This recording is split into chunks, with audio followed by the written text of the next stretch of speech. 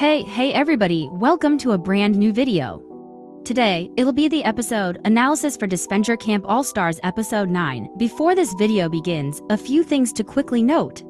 I do not own the background footage. The background footage is owned by Odd Nation Cartoons.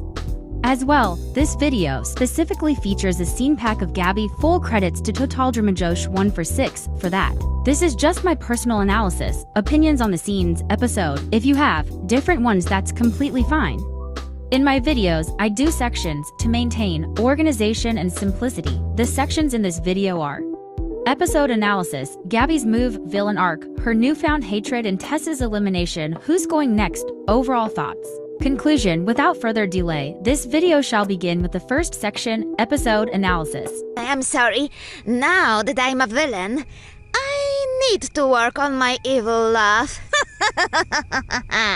Starting with the usual recap and intro, we go to the Cyan team. There lies Tom, Aiden, Tess all getting some supplies.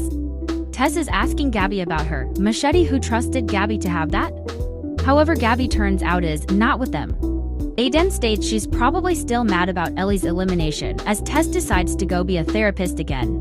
Going to yellow, we have Gret, Alec, and Rhea all relaxing on the beach, just enjoying their time at camp for once. The three are chatting as Alec reveals that he is a horrible father, leaving his son bleeding on the beach. Which makes the statement from season 1, episode 8, I wish my son was more like you, all the more worse. Yul shows up, having Kai's t-shirt. Remember that Kai ditched his shirt in season 2, so I think that's what he managed to get. That being said, Kai's shirt must be some high quality if it managed to survive in Camp Tipiska for a year or more. Rhea isn't having Yul's demands as he goes to tell Gret to put a shirt on. Though upset, she gives Yul her chair and also tries to help him out with sunscreen. Yul then threatens to break up with Gret if she doesn't leave, which causes Rhea to break and gives him his third strike. She then hits him with the coconut she had, telling Gret to come with her. Yul makes some remark, with Alec just annoyed, literally same reaction, Alec LOL. Yul then has a confessional stating how though he doesn't want to trick his fans about his relationship with Gret, he still wants her to believe it's real so he can have an extra vote, or in his words, I need that lapdog by my side. Which, if he is really trying to make that the case, I don't think he should be threatening to break up with her. Gret thanks Rhea as Rhea calls her a disappointment. Gret is taken aback as Rhea says that Gret needs to have a backbone. Gret says she doesn't want to fight with him as Rhea keeps making her face the truth. She doesn't want to be lonely as Rhea makes it clear that she can't have people like Yul holding her back. And that she used to look up to Gret as she didn't take anything from anyone. It's revealed that it was all played up just for the cameras as deep down, Gret is running from her own failures. She can't even look herself in the mirror anymore. Rhea tells Gret that she is hopeless. But that also, if Yul treats her wrong again, she has to say something. And if she doesn't, she will, and she will not go easy. This was easily one of my favorite parts of the episode. It finally gave Gret some much needed focus and shows how relatable, at least to me, and intriguing her character can be. Rhea finally, instead of making me want to bash my head into a wall, was nice to watch, and seeing her use more of a tough love approach to Gret's situation made sense. Gret then has a confessional about what just happened. What really breaks my heart is she justifies, or rather understands, Yul's actions, what he says, etc., hoping she manages to ditch him soon. On to Alec, he makes it clear to Yul that he needs to be kinder to Gret so the alliance can stick together and work in the end, as Yul's horrible treatment could cause Gret to leave. Going to Gabby, Tess shows up and asks if Gabby needs company. Gabby says yes as Tess tries to figure out what's wrong. Gabby states her negative thoughts are returning. She also clarifies that it isn't schizophrenia as without Ellie to comfort her, they come back. Tess tries to comfort Gabby, but it is unsuccessful as Gabby is still mad about how she voted off Ellie. Tess defends what she did, however Gabby says that Ellie needed the money and that they could have tried to help her in game. They continue to fight about it slightly as Tess ends it with that Ellie can now rest and that Gabby needs to go on for her. Gabby states in confessional that she views Ellie going as an attack, or rather, how others thinking that voting her off wouldn't be viewed as an attack from Gabby. Going to Magenta, Jake says he wants to be better to Ashley but doesn't know how and asks for assistance from Ashley. I am so proud of Jake for wanting to be better and actually asking for help about it, and though I'm not the biggest fan of Ashley this episode, I appreciate her trying to help him out. Eli comes up to the tent with Jake shooing her away as he and Ashley were talking. And Ashley says he shouldn't have done that. Jake admits this was not going to be easy, as Ashley says she is proud of Jake's progress, and Eli says she wants to put Jake on mute. I can't. Going to Tom and Aiden says he misses James, with Tom teasing him a bit about it. At least this mostly confirms Tomden isn't happening. Right, they begin to each talk about their scars, which was honestly though sad, kinda wholesome how they bonded over it. Aiden then teases him about his boyfriend, as when Tom makes another excuse, Aiden asks why he lied, if it's even real. Tom reveals the truth, that he is hurt from what happened in the previous season, yet still wonders what could have been if he let himself. He didn't want to communicate, as he didn't think he was ready. But he also doesn't think he ever will be ready. Aiden comforts him as he says all this. Which, this isn't what I personally expected, however it is quite interesting, and I wonder how the Tom-Jake plot will go from here. Hopefully it ends. To production, Trevor asks about what Emily is doing, as she states she made a picnic for Yul and Gret, annoyed the effort was wasted. Trevor then tells Emily he has something big to say, which was that he likes Derek. Like Emily, I felt no shock when this was revealed. But on the other, it will now be a suffering second love triangle. In any case, Emily keeps on getting better. Her advice was actually decent, and I hope to see more of her. On to the challenge, it is revealed that Ellie is eliminated, with Ashley being a brat about it, or rather, salty.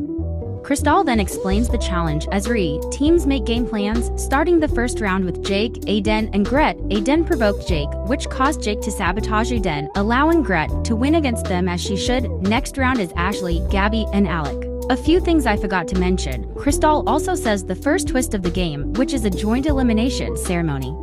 Definitely interesting, and I hope to see more twists like this in the rest of the season. Ashley also tells Jake to not get distracted, adding on to a lie. If Magenta does manage to lose, wonder how hard of a time she will have voting a lie. Going back to the next trio, Alec asks Gabby about how Ellie went down, with Ashley deciding to be a little brat about it. Seriously, she did not have to be so rude to Gabby about it, especially after she said she forgave her.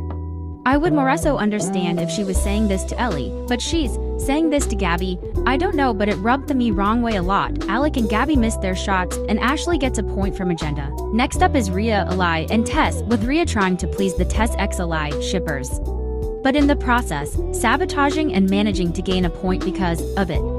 The following round has Yul, Jake, and Tom. Tom asks if Jake and him can talk, with Jake refusing as the round begins. Yul tries to distract Jake, however it fails, and Jake throws the ball at Yul as he should. I was laughing so hard. Jake manages to score a point for Magenta and the next trio of Tom, Gret, and Ashley. The three of them sabotage each other a bit as Tom manages to gain the one and only point for Cyan. The last trio is Gabby, Rhea, and Eli. Rhea pushes Gabby, then tries to push Eli, but it fails this time as Eli pushes back. Gabby and Yul are laughing along with me. Such a satisfying moment after 4 episodes of torture. Eli and Gabby have a final showdown, with Eli scoring the final point for Magenta, sending Cyan and Yellow to Tribal. Yellow has fully different perspectives on what to do, with Cyan also thinking about what to do, with the main thing of them sticking together being clear. Gabby is still quite salty, leading to elimination.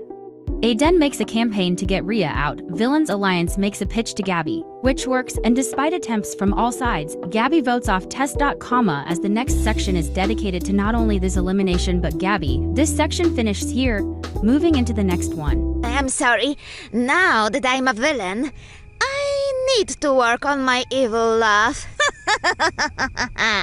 Hey everybody! Here I am with my real voice to discuss Gabby's overall move here, emotionally, basically why she did it on the emotional sense, and then talk about it strategically, more so a smarter move she could have made rather than the Tess vote, as well as we're just going to overall discuss Tess's elimination, so let's just get right into this. First off, why did Gabby vote this way? It is a very simple reasoning. She felt betrayed. She felt betrayed by Tess. Now you can argue, why didn't she feel betrayed by Tom? Aren't they best friends here? Well, yes, that is fully true. However, in the back of her mind, she knew that there was a chance that Tom and Aiden would vote for Ellie. She knew the chance was there, and she knew that Tom could do so. There was a high potential of it, and she knew it at the back of her mind. However, more so, I feel like it's because Tess and Ellie were friends. Tom and Ellie were never friends, they were enemies, and she knew this.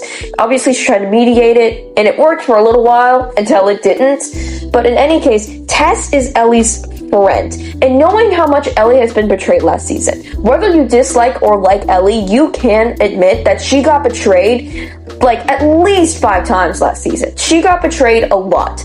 And obviously Gabby cares so much about Ellie, and knowing how much the betrayals affected her, and knowing that it was Tess specifically, a friend of Ellie, someone she isn't even really that close to, but the fact that it was a friend of Ellie that did this, that is the main reason. Remember, Gabby's only doing this to get revenge for Ellie. She's only going villain because she wants revenge for them voting Ellie out. And therefore, the person that betrayed her most, Tess, is the one that she chose to eliminate because of that. She wanted revenge, and therefore she did it. Now, I want to quickly deviate a second and say the only reason she's getting hate for this, because I've seen so much hate for Gabby for this, is because it's Tess. How do I know this? Because she did basically the same exact thing did Dan, and she got no hate for this. Gabby is this petty. She is willing to do this, and last season with Dan proves my point. She has done this before and is fully willing to do it again. And again, the only reason she's getting hate for this is because it's Tess. It's another situation with the Ellie elimination to where I don't hate what she did, just hate who she chose to do it to. Like, I am betting you that if this was Aiden she would have targeted, she would not have gotten hate. That's at least my take. I'm trying to understand the opinion of getting out the favorite character, because even when Aiden got out Ellie, because Ellie is my favorite character and all, I didn't really get that mad. I didn't care. Maybe that's just me though. We all have different opinions, and that's fully fine. So anyways, now let's talk about the strategic sense. I feel like Tess is an issue come merge, so there's that, but we also don't know when merge is happening, so there's that. But also, Tom and Aiden are really close besties, and Gabby could easily be voted out by the two. So I'm going to just quickly say a smart strategic option. Now, I know this move was fully emotional, and Gabby is not the most strategic player out there to man, but I still want to discuss strategy because I am a Survivor fan, and strategy is one of my favorite parts of this. So I'm going to just quickly discuss this move that I think is personally smarter. I personally think that Aiden would be the smartest move. First off, let's discuss how her position would go on the team if she voted Aiden. You could argue that Tom and Tess would still be willing to vote Gabby. However, I feel like she could easily become a swing vote. First off, all you have to do is bring up to Tom that Tess threw her vote on him. Bada bing, bada boom, Tom is not going to be too happy. Literally, when he heard that Blake was going to vote for him, do you realize how mad he got? He went ham on that. So as long as you use that to your advantage, bada bing, bada boom, you've saved yourself. Tom will probably vote for Tess, and especially given the fact that Gabby and Tom are friends, you could argue that they'd want to vote her out to get the villain alliance less strong, but I also feel like Tess would just try to get her back. She tried to get Ellie away from her bad side into the good side. She'd try to get Gabby away from the villains alliance and back to the heroes, so she wouldn't want to vote her. Overall, I feel like she would be much safer on her team in this case. You could argue that merge is coming soon, and it is probably, but we don't know exactly when merge is coming. We don't know the exact time frame, and therefore, any merge moves right now isn't really helpful, because if you can't make merge, those merge moves are useless. It was all useless. In any case, you also don't make any enemies. No one cares about Aiden going. Maybe Tom and Tess will be a little sad, but all you gotta do is say the excuse they told you. It was just simple strategy. Bada bing, bada boom, they don't care anymore, because clearly they didn't care that Ellie was gone. Well, Tess, maybe so, but you get my point. In any case, you also gain Rhea's full and utter trust. Rhea will adore you after you eliminate Aiden. You've gotten a free ally in the Villain Alliance. Maybe even Yule's happy with you because he tried to poison Aiden once. You just got him out. Bada bing, bada boom. You also gain his trust a bit too. You also have the Villains Alliance gaining your trust, and the Villains Alliance won't care. You also basically lose nothing from the Tom and Jake conflict. One of the benefits of keeping Aiden around would be that Tom and Jake keep fighting and yada yada, you still have that. However, at this point, Aiden's sort of out of that too, because right now, Tom's trying to communicate to Jake, and all Jake's doing is saying no. So at this point, they're just not communicating. This was obviously an issue before, but now the love triangle ain't even the issue. It's the fact they won't communicate. And I don't even know when they're going to be able to start communicating again. So getting out Aiden doesn't even affect that. As well, Aiden can be a social threat. I know he ain't the strongest in physical challenges. However, he can make good social bonds, and that is how one reason he actually managed to float to season 2 is because he had decent social bonds with some players. So he managed to keep himself in game because of that. Therefore, that could be an issue come later on. Obviously, I don't think this is as big of an issue as Tessa's social game, but still an issue regardless. And in any case, we can move on to Tessa's elimination. This is one of my favorite eliminations of the entire season. I loved it. I was entertained.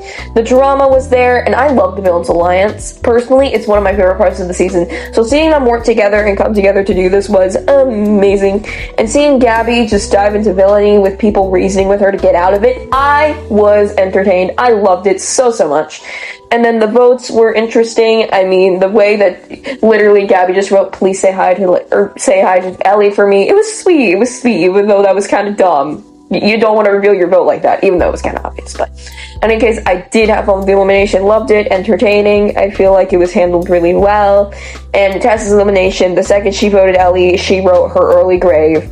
Tessa's not a strategic player. We have learned this. In any case, let's just get right back into the video with the next session with who's going next. I'm sorry. Now that I'm a villain, I need to work on my evil laugh. For this, I'll be going team by team, starting with Magenta. Despite Ashley getting annoyed with Jake at times, I'm still convinced she's going to side with him if they happen to lose. Ashley made a promise to Jake, and Ashley does not break promises, so she'd vote Eli off with a heavy heart. Meaning, unless there's some bizarre twist, Eli is going if Magenta loses.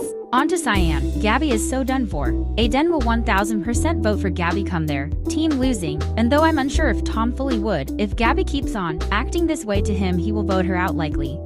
For Yellow, it's definitely Yul. I feel like what could happen now that Rhea is starting to help out Gret is that Yul and her disagree on who to vote. So even if Gret doesn't stand up to Yul yet, ditch him, it could be a 2-1-1 with 2 on Yul, 1 on Rhea from Yul and 1 on Alec from Gret.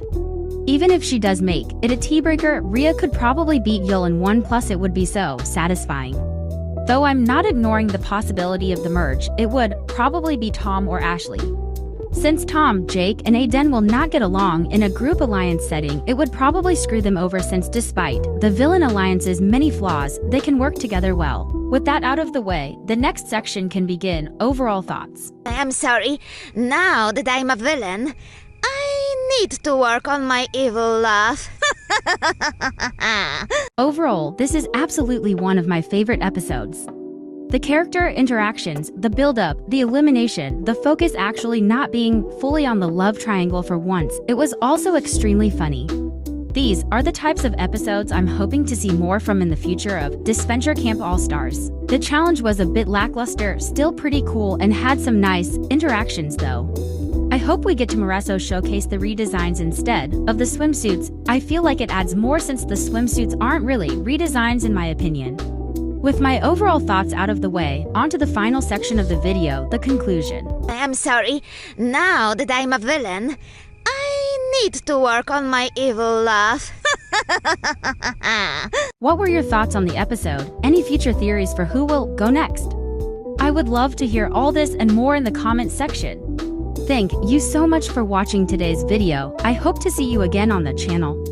Until then, have an awesome day, night, and Saya.